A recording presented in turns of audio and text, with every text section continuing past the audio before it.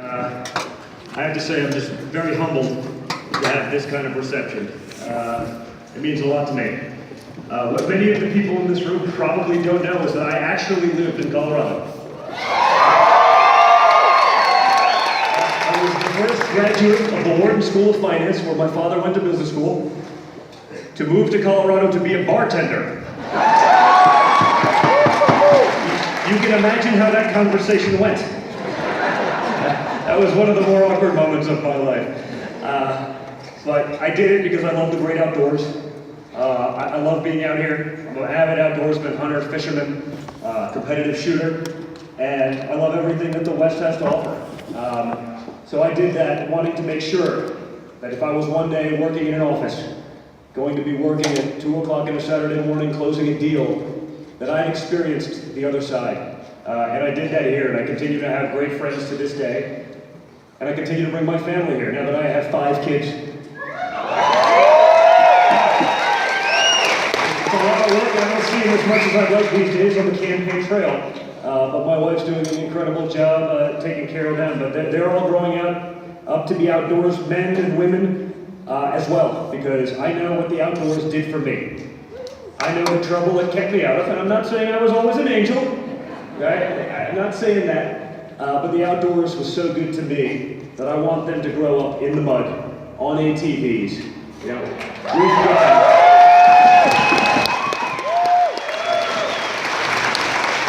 And candidly, I want to make sure we preserve the great American tradition that is the outdoors, that is hunting, that is fishing. If I could get any kid off of a couch, away from a video game and into the woods, I'm doing them a major service for life. So I'd like to thank all the guys up here on the stage, and Mark, thank you for everything that you've done for this country. For me, Mark and I got to spend some time at hunting camp this year together.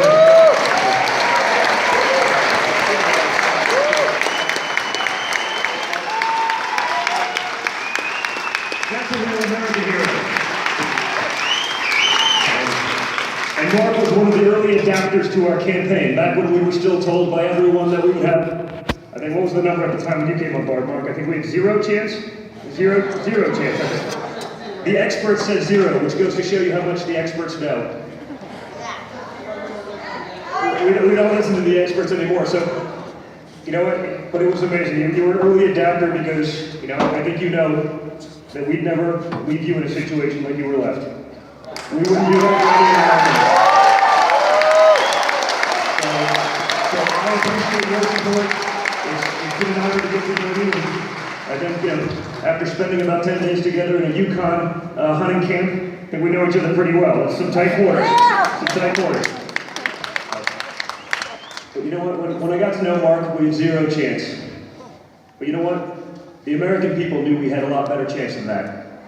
The hard-working men and women of this country who've been left in the dust, the people who've been forgotten, the people who haven't had a voice in a long period of time, you know what? They knew we had a chance. They've been watching us and following us and helping us along the way. And it's been incredible. So much so that just this week alone, I was told that we broke the all-time record for the Republican Party in small dollar donations. Of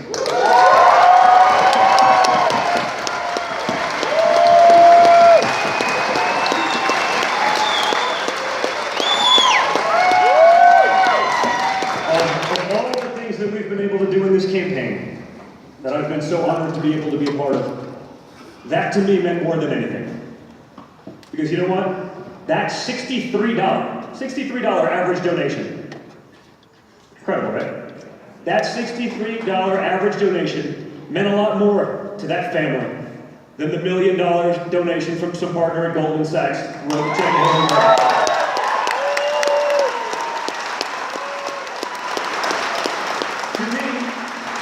To me, that said everything we didn't know about this movement. And it is a movement. It's not a campaign anymore.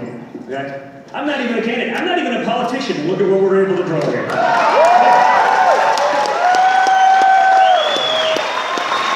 But the hard-working men and women of this country, they've been forgotten. They've seen their jobs shipped abroad. They've seen everyone around D.C. get rich. The richest zip codes in the country, you know, huddled around D.C. while the rest of America hasn't had a pay raise effectively in 20 years. Yeah. Well, that's not going to happen anymore.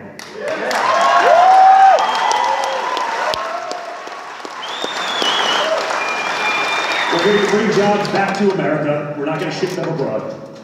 We're going to make sure companies can invest in America and create that kind of growth. Just think of what we could do if everyone in America had a good job, they had the dignity of hard work, what that would do to family structure, which has been broken up all over the country. You know, what we could then possibly do for education. And we're number 30 in education, behind a long list of third world countries, because of bureaucrats in Washington. We can't let that happen anymore. We have to fix that. We're going to give you guys a voice again.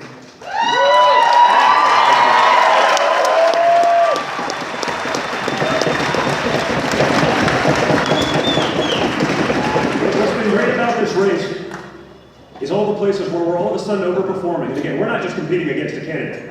We're competing against a candidate. We're competing against Wall Street. We're competing against Hollywood. And we're especially competing against the media.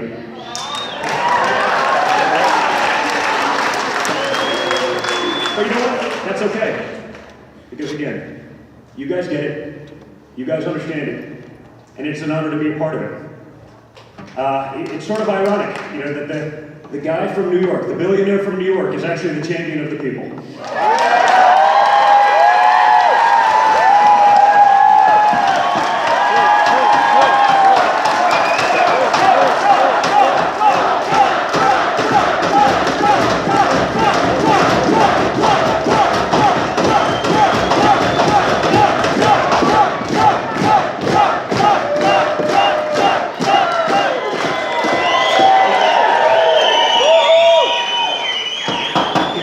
Sort of ironic that the billionaire from New York is actually the David in the David and Goliath scenario.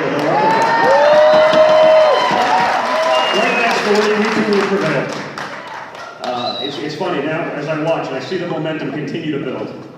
You know, you see the poll numbers where we're either tied in places we're not supposed to be tied, we're ahead in places we're not supposed to be ahead, and trending in the right direction. You know, that's just amazing. And it's because of people like you. It's the organic campaign.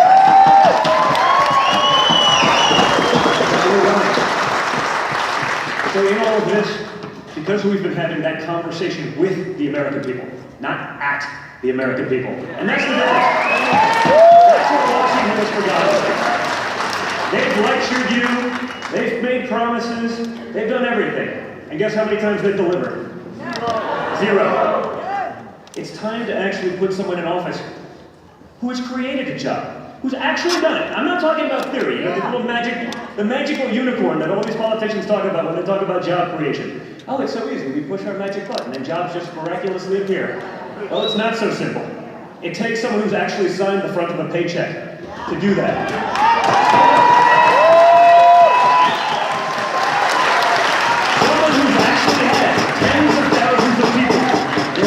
Their livelihoods dependent on the success of him and his company. And my father's done that. And he wants to bring that common sense. Common sense, you know? You'd think common sense, just based on the words. You'd think it'd be common. You'd think we'd see it a little bit more often than we do, but we haven't. We've pushed it away, we've pushed it out of the lexicon. It doesn't exist anymore. It doesn't exist in DC for sure. And I've seen that here, especially in Colorado. Like I said when I started up, I had the privilege of living here for a long time. I've seen the boom times, and I've seen the less than boom times. When I've seen all your jobs, whether it be in coal, whether it be in gas, again, shift the throttle or eliminate the excessive regulation. Government bureaucrats piling on and piling on and piling on. Wow. We got someone joining Another us. true hero. Another true hero.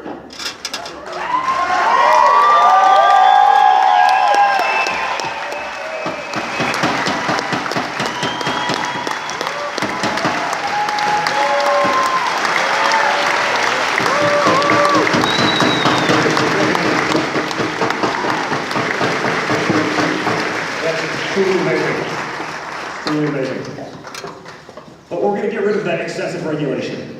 The bureaucrats giving themselves jobs, creating their own problems so that they can solve it and nothing else gets done. Because it's not just the job in the energy sector that's gone when they do that and make it impossible. It's all the other jobs below that. The person at the diner feeding those people. The educators. everything. We have to start thinking about it. We have to utilize our natural resources rather than being beholden and dependent on countries that can't stand us simply because they make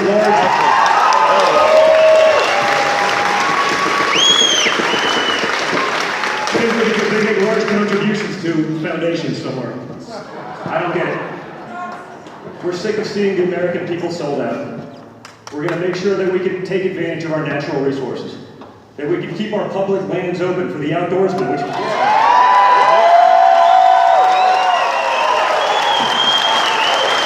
by the way, we can have the best of all worlds in that.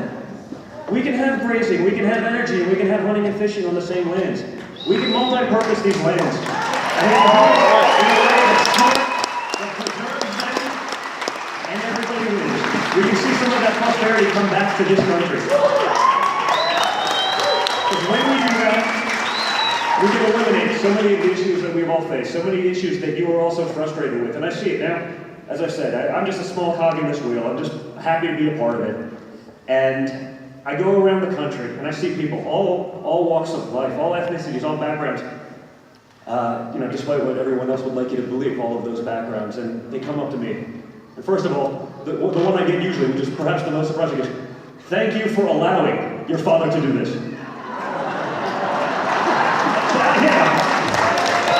I'll take the credit, guys. I'll take the credit, but I don't know that I had any control over it.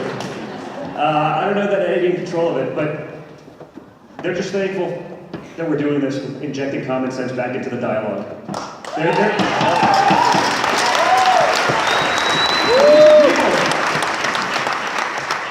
Unlike in past elections where it's purely partisan and one person votes this way, these are hard-working, blue-collar, Democratic union voters.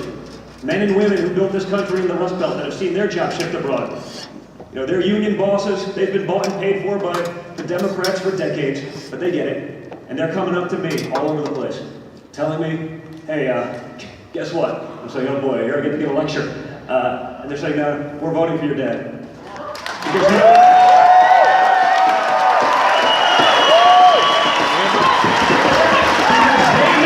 he doesn't need this job.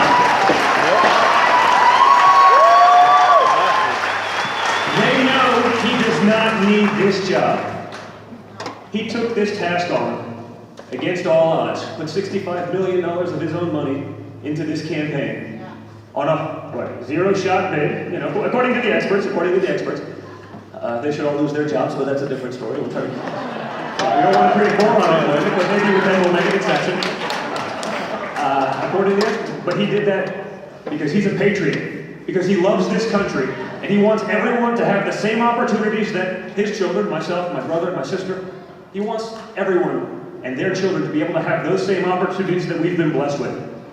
He knew he was going to take heat. He knew he was going to be stoned. He knew all this was going to happen. But he did it anyway, because he loves this country, and he wants to make sure that you all have those same opportunities.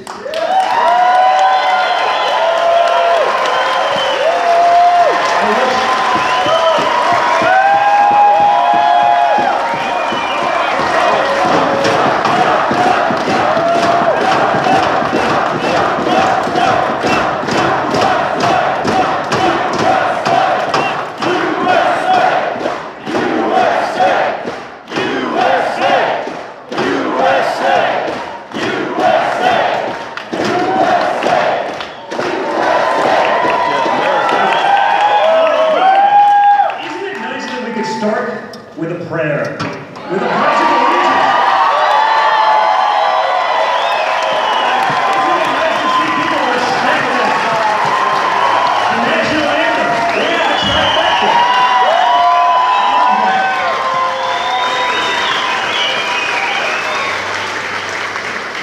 So that's the bottom line. He's doing this because he loves this country. He knows he can fix it. I've seen him do it for 40 years. He'll take something, make it better. He sees where the chokeholds are, the gridlock is, and he eliminates it. He'll create jobs, and he's doing it for the American people. Not because he needs this job, not because that's his family business, that's how he's made millions, and hundreds of millions like perhaps our opponent. He's doing this because he loves this country, and he wants everyone to have the same opportunity to build a great family. to build a great business, to lead a great lifestyle that we've all been blessed with here. So thank you very much. God bless America.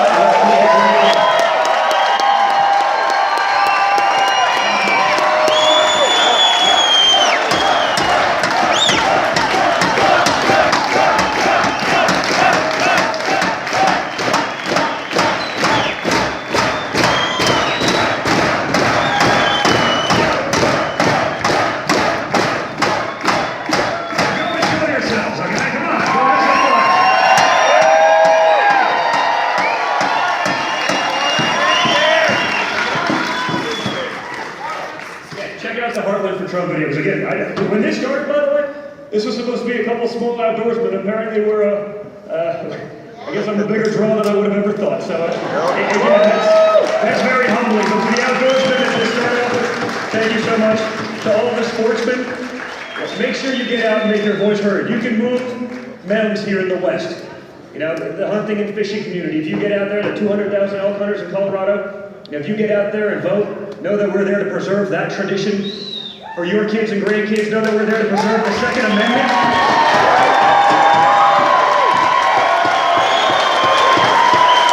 We're going to do all of that. So make sure you cast your ballot. I know in Colorado it's by mail, and not some of the other states, you know, it's different ways. Reach out to your friends. Let them know that we're outdoorsmen. Let them know that we're fishermen. Let them know that we're hunters. And let them know that we're with you, and we're going to make sure those traditions remain. We're going to keep our public lands public and accessible. Thank you so much. It's awesome to be back in Colorado. I always feel like I'm home here.